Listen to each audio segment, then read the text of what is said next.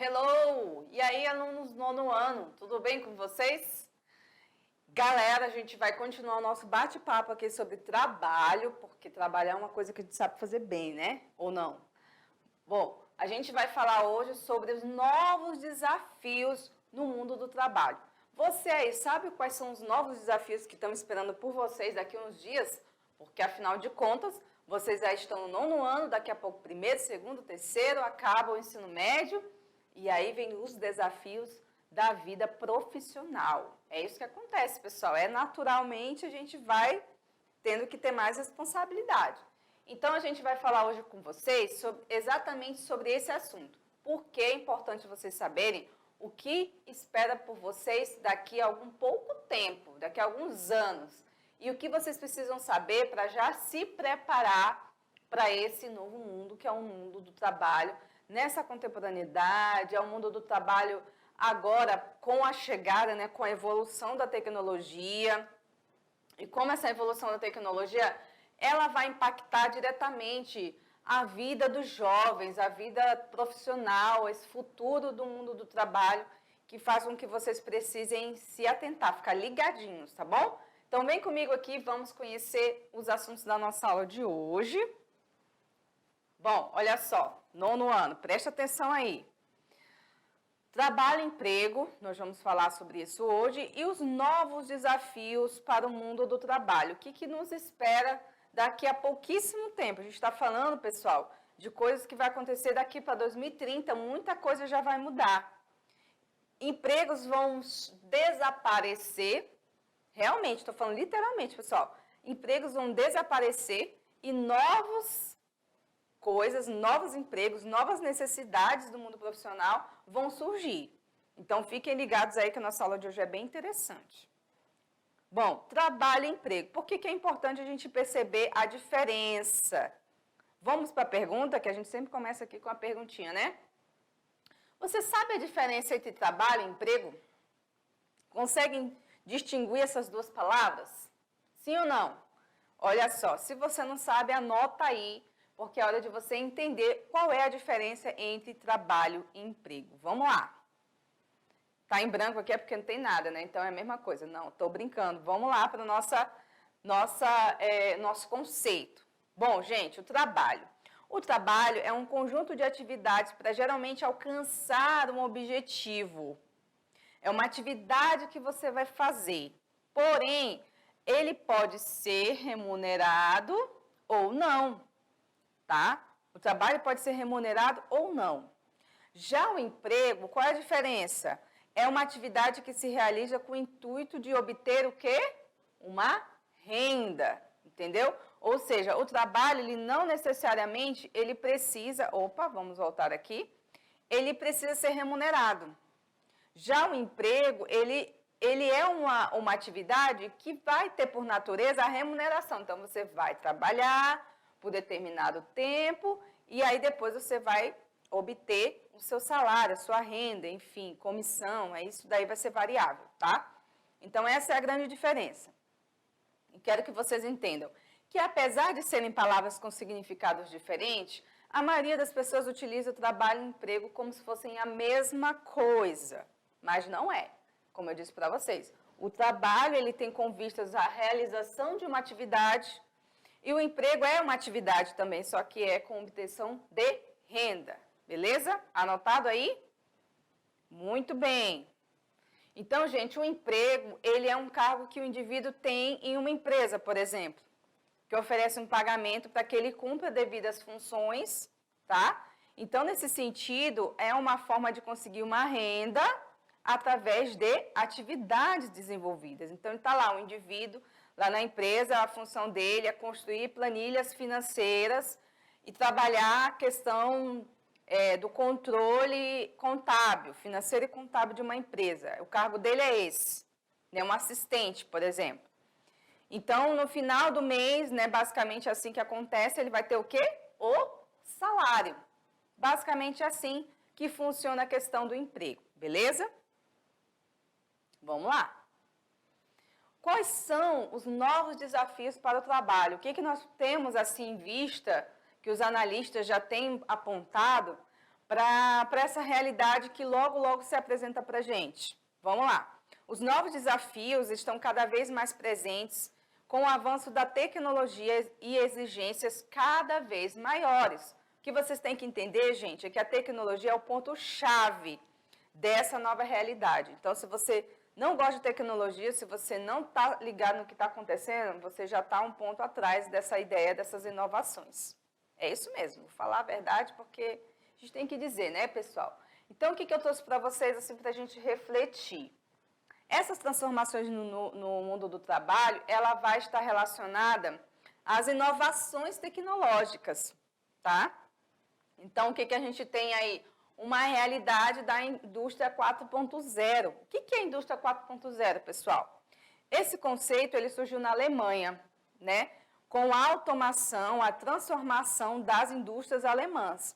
E aí, essa indústria 4.0, né, a gente teve a revolução, primeira revolução industrial, segunda, terceira. Esse conceito, os especialistas têm dito, né, que seria a quarta revolução industrial, que é a revolução da tecnologia, a revolução da automação, da realidade aumentada, do OIT, então dessa robótica, né, os robôs tomando conta aí, substituindo a mão de obra humana. Então, essa é uma realidade, isso não é uma fantasia, tá? Por isso que vocês devem estar pesquisando, percebendo quais são os empregos do futuro, né? Por exemplo, engenharias. Quais são as engenharias que vão daqui a 5 anos, 10 anos estarem em alta? Engenharia de dados, engenharia industrial. O que hoje a gente precisa saber para se preparar para esse novo mundo? Por isso, eu acho que vocês precisam ler um pouco mais sobre a indústria 4.0, pessoal. É minha dica para vocês, tá?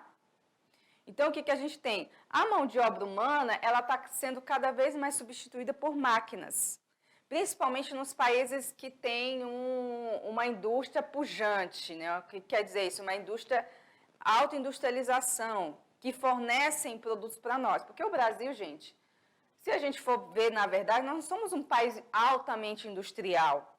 Nós somos um país de commodities. Nós somos um país exportador de matéria-prima. O que isso quer dizer? Que a nossa indústria ainda é fraca. A gente ainda não tem uma pujança. Por exemplo, vamos lá, aconteceu uma crise mundial. A crise da pandemia. Nós não tínhamos máscaras, a gente não tem condições de fornecer máscaras. O que nós tivemos que fazer? Comprar da China, dos países que fabricam, né? Então, coisas elementares do Brasil, quase toda a questão de equipamentos médicos, gente, nosso, é importado, a gente precisa comprar de fora. Ou seja, a nossa indústria é fraca. E aí, o que acontece? Os países ricos, os países desenvolvidos, a indústria deles, além de já ser uma questão forte, ainda é uma tecnologia avançadíssima. Ou seja, daqui a um tempo, muitos empregos irão diminuir, irão ser substituídos por máquinas, e essas pessoas irão perder os seus empregos, irão ter que se reinventar, tá? Então, aqui é só uma ideia de como isso está sendo problematizado também para o mundo. Por exemplo, o Vale do Silício, onde é discutido as inovações tecnológicas do mundo, os maiores ricos ali que habitam aquele lugar, o Vale do Silício, é um lugar onde já se pensa como vai ser o mundo após a indústria 4.0. Muita máquina, pouco ser humano trabalhando. E onde essa galera vai ficar? Do que elas vão viver? Né? Então, algo a se pensar. Bom, outra questão também que tem mudado muito é a questão da segurança. Porque os nossos dados, pessoal, os nossos dados estão aí. Estão na internet, a gente faz compra pela internet, a gente coloca os nossos dados de cartão, nossos e-mails, o nosso nome, tudo hoje está para todo mundo ver, né? Então, essa ideia de segurança, de checagem, de nós estarmos sendo cada vez mais vigiados, é uma realidade. Isso quer dizer o quê? Que daqui a algum tempo, mais profissionais da área vão precisar surgir para trabalhar essa questão de segurança de dados. Olha, uma coisa que há 20 anos ninguém nem falava, né? Uma coisa que não era importante. Só que hoje, por exemplo, dados de governos, né? de inteligência, da polícia, estão cada vez mais sendo invadidos pelos hackers. E aí, daqui a uns dias, pessoal, vai ter que surgir novas formas de segurança, novos sistemas. As agências bancárias, os bancos, têm buscado muito profissionais dessa área que possam estar garantindo para o seu estabelecimento, seu banco, uma segurança maior dos seus dados. Porque todos os dias há invasão, gente, você não tem noção, tem uma guerra. É uma guerra nesse mundo aí dos dados, né, confidenciais que não podem aparecer, mas de uma certa forma acaba, enfim, as pessoas acabam invadindo os sistemas. Então, essa área de processamento, essa área de dados, essa área de sistemas de informação vão ser áreas cada vez mais exigidas no mercado. Tanto que se você for olhar nos bancos de emprego do Brasil, do mundo, em vários países, eles estão sempre contratando profissionais da área de sistemas de informação, de sistemas de dados, porque eles precisam muito para essa nova realidade, certo? Então, pessoal, o que nós temos aí de novidade? A flexibilização do mundo do trabalho, ou seja, o processo de automação, que é a eliminação do controle manual pelo trabalhador, passando a adaptar-se a uma nova funcionalidade. Então, ele não vai ser o que vai pregar, o que vai tampar lá na indústria, as coisas, não. Já tem a máquina que vai fazer isso por ele. E o que ele vai ter que aprender? A manusear essas máquinas. Por isso que aí vem a questão do estudo. Lembra que eu falei na aula sobre a importância da qualificação? Exatamente isso. O processo de mobilidade é as diferentes formas de trabalho. Então, vai ser um trabalho mais doméstico, um trabalho que é home office. Em vários lugares do mundo já estão se instalando cada vez mais o home office. Um trabalho mais autônomo e temporário. Então, não tem aquela coisa do trabalhador ficar a vida inteira numa empresa. Isso aí vai acabar, vai acabar.